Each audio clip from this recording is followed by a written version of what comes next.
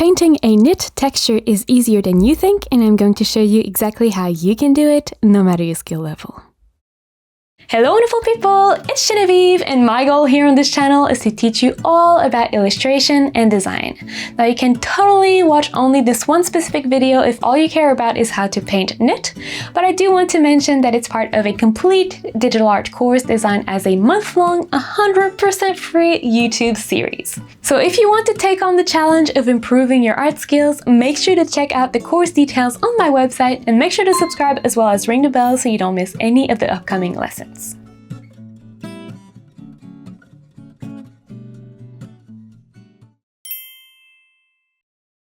Now obviously if you're following this tutorial to paint knit in one of your illustrations that already exists, that's where you would paint it, so just open up that canvas. But if you're watching this video as part of the course and you're drawing on a sphere, make sure that your canvas is at least big enough that you can zoom in and draw some details. So for reference, these are the dimensions that I will be using. It is literally just the size of my iPad screen. And if you're just practicing, so on a sphere, set your background to a neutral gray color. That way you're going to be able to see the contrast and focus on the texture just so much more easily than if it was on white or black. We're going to start by creating the silhouette of what our knit is going to be. So we're going to create a new layer, rename it to base shape. And honestly here, obviously you can pick whatever color you want. If you want to follow along with the same color as I am, I have this palette that you can download. It is free, it is in the description below, but yeah, honestly, really it's just whatever color you want to use, you can use. And in terms of brushes, you could go with just a straight up hard brush, so just a circle, that could work. But you could also try and find a brush that has a bit of grit to it. So any pencil brush, for example in Procreate, the 6B pencil would be great, a charcoal brush would work as well, but something having texture in it would help you start building that, well, texture in your piece. So just go ahead and draw the silhouette of whatever shape you're going to be working on. Here I'm just going to draw a circle for the sphere. And by the way, the reason we're practicing textures on the sphere quite often is so that we can practice having something 3D without having to worry too much about a very complex form. So a sphere is very simple, but it still has some dimension to it. Now one thing about knit is that you're going to see a bunch of channels and rows. So we're going to create a new layer and we're going to rename this one to guide, and we're going to pick whatever color, just making sure that we can really see it well on the base color. We're not going to see this guide layer at the end, so don't worry. And we're going to quickly sketch some of those channels. So there are going to be vertical lines that are going to follow the form of your piece. So if you're drawing a sphere, it's going to be slightly curved line, getting curvier and curvier the closer you get to the edges. If you're drawing a sweater, it's going to be, the same, but following the shape of your sweater. So as you can see here, they really don't need to be perfect in any way, but having them sketched out like that is going to be super helpful to place the actual loops of the knit. So once you have your guides, honestly, you might want to lower the opacity of the layers so that they're not quite in your face as they were in my example at least. And then you can create a new layer, making sure it is above the base shape, and rename this one to knit texture. So for the knit texture, all we're going to do is we're going to stick with a brush that has a bit of texture to it, so a pencil brush or a charcoal brush. We're going to go back to our base color and make it slightly lighter. So just a little bit lighter. You don't want it to be super, super different, otherwise it's going to look crazy. Honestly here, I might go ahead and change to the 6B compressed charcoal brush from Procreate. It has a similar texture, but it's a little bit bigger, so you can experiment here, but any pencil brush or charcoal brush is going to work. And there are a few different kind of patterns that you can draw. The main one being this kind of heart shape following one of the channels or one of the lines or columns. There we go. So you can draw a bunch of hearts really, really quickly and kind of having them overlap in some parts and some other parts not. And obviously not making the bottom part of the heart too pointy. It should be fairly rounded. And that is one kind of pattern. Now I'm going to show you a bunch of different examples for different patterns that you can mix and match and combine, or just have those. So my sphere is going to look really crazy. Usually you would pick one or two and kind of go with that, but yeah. And at this stage, it's okay if it looks really bad. We're going to refine everything later. We just want to roughly place the knit pattern first. So that's one pattern that you can have, just these big hearts. You could also have very small hearts. At this point, they're more V's, very, very tight and closely knit. Oh, I'm sorry guys, I'm getting tired, I think. So yeah, just a bunch of V shapes like this, following again one of your vertical lines. So you can see why these guys are so helpful, because they really help you have your knit pattern follow along. Now, once more, this is going to look pretty bad once you just start mapping out everything. So don't worry, it's okay, just trust the process. Later on, we're going to add more details, shading, we're going to erase some parts, and it's going to start looking like knit. For now, just focus on drawing your little hearts or V's, or you could also have, oops, sorry, I hit my water bottle. You could also have a different kind of patterns that I call the macaroni. So it's basically just a bunch of tiny hue shape overlapping each other. If you're feeling patient, if not, it could just be a bunch of random scribbles, mostly kind of like Infinity Designer scribbles. So those would be a very quick way of filling up a surface. So you have basically 4 quick options here that you can use to create your own base knit pattern that is going to, again, look terrible for now, but we're going to play with it later and make it look good. So you basically have the rounded heart shape, the tiny hearts or V shapes, the macaroni pattern, or the just scribble and kind of this infinity motion. So you can really play with that and create super cool, interesting patterns. So you could have, I don't know, 3 rows of hearts and then a row of macaroni, then 3 more rows of hearts and a row of macaroni. So the idea here is not creating something random like my sphere, but really mix and matching the patterns to create something coherent and not a whole mess like this. And if you're working on a piece that has some symmetry to it, don't hesitate to just go ahead and once you have your knit texture sketched, duplicate your layer and then flip it horizontally so you don't have to draw everything again. It's a good thing to do at this stage because we're still going to add some more details, so it's not going to look perfectly symmetrical later. So that's, you know, that's good. You don't have to worry about the piece looking like you just didn't want to spend the time on it. We're not going to have that effect later. If you do have an overlap in the middle, go ahead and erase that before merging your 2 layers, which in Procreate you can do by squishing them with 2 fingers. So at this stage we have something, again, like I was saying, I think I said it like 5 times by now, that looks terrible. So we're going to use the eraser and we're going to set the eraser to a brush that has some grit to it as well. So it could be a pencil brush like the 6B pencil from the sketching panel in Procreate. It could be the charcoal brush that you use for the painting. Anything that has grit is going to work well. And if you don't have access to a brush that has grit, that's okay. You can just use a basic brush. And here what we're going to do is in any kind of heart pattern you have, you're going to go and kind of sketch with your eraser basically a vertical line down the middle and then a vertical line on the side parts. So that way you're going to tighten up your hearts and start making them look like actual knit and not just random blobs. If you have tight little V's or tiny hearts, you're going to do the same thing, but this time you're mostly going to focus on one line in the middle, so you're not necessarily going to erase the sides. And with that, it is time for the secret password. So if you've watched this far in the video, please go ahead and leave a comment with the word sweater. If you're new on the channel, you might be like, what's the secret password? Like, what is that all about? It's a game that we're playing here on the channel. People seem to really like it, and it's really cool because it gives me a lot of insight into how to edit and pace my videos better, which helps me to create better tutorials for you guys, so it's a win-win. It's also really cool because you guys know me, you see my face in the intro, you hear my voice throughout the entire video, but I have no idea who you guys are, and whenever you leave a comment, whatever the comment is, I get to see sometimes your face, sometimes your name, and it's just really cool to see who's part of our creative community here that we're building on the channel. So just leave a comment with the word sweater and we're going to keep going. We're going to start shading to add a bit more texture to this knit and make it look a little bit less crazy than it does right now.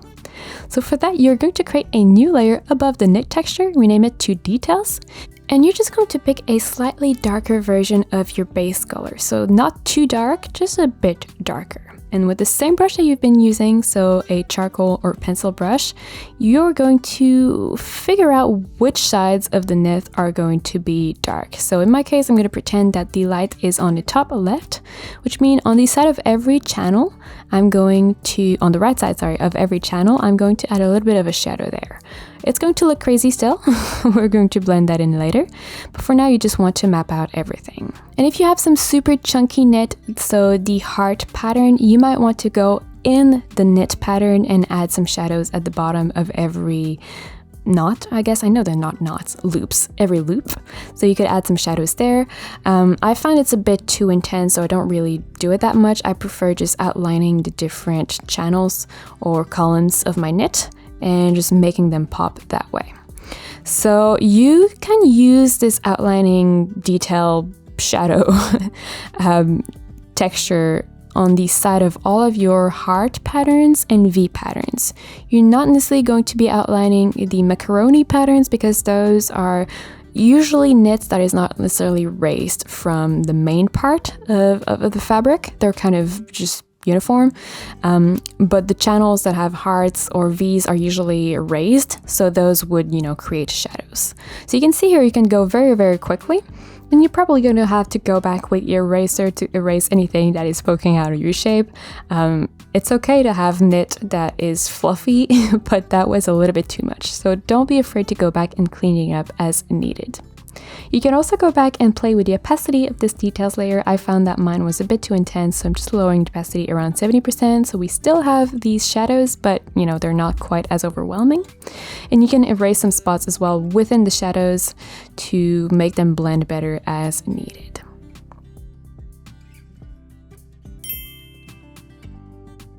Now this looks better, but it looks a bit crazy as well because we have some shadows within the knit, but the whole piece itself is very flat, so the sphere doesn't have any shadow. So what you might want to do at this stage is add some global shadows to your sweater or whatever you're working on. So we're going to go ahead and create a new layer above everything, and we're going to rename this one to Shadows. We're going to use the blending mode in linear burn here. You could use multiply as well. They're both, totally fine. I like linear burn. I think it's just a bit more vibrant.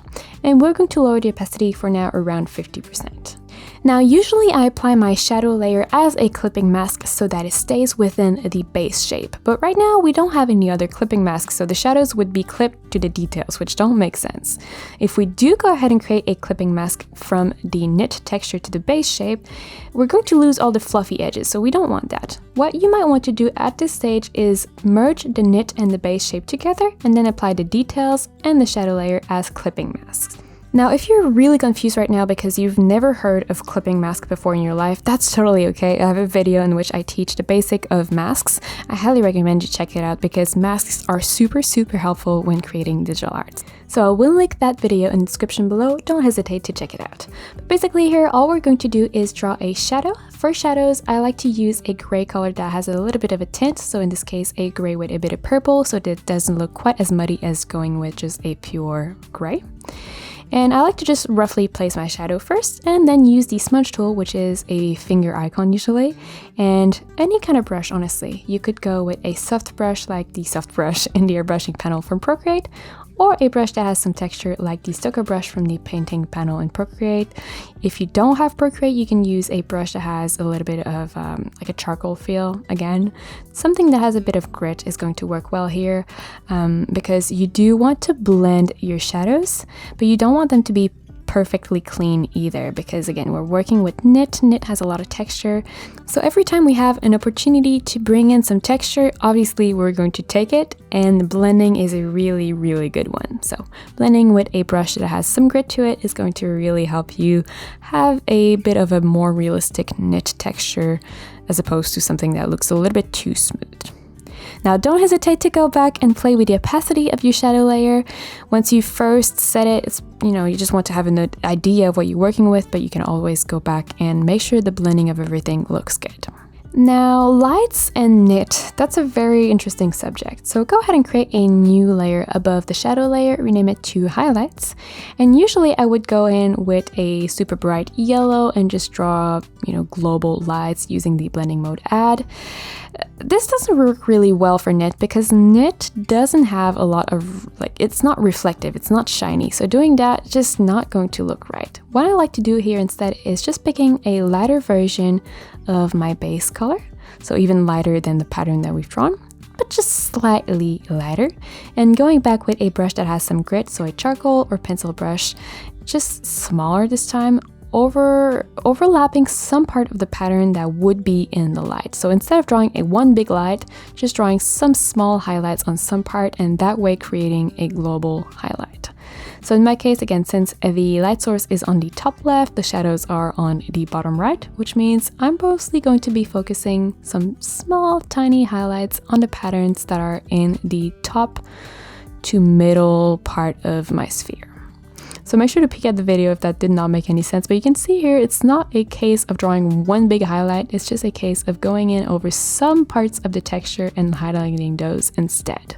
Now this is going to make a big difference because it's going to make your piece look like there is light hitting it, which is very important, but it's not going to make it look shiny. And you don't want your yarn to look shiny because yarn is usually not shiny. So just keeping it that way, pretty simple, pretty quick, but definitely very important. And these are the basic steps to paint knit, but there's so much more to it because right now you can see it resembles knit, but it's not necessarily, you know, the greatest looking thing ever.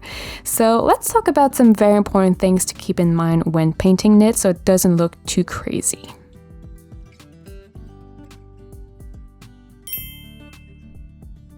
So now that we've looked at the main key elements of how to paint knit, let's talk about the things you need to keep in mind when drawing it in context, whether it's with a reference picture or not.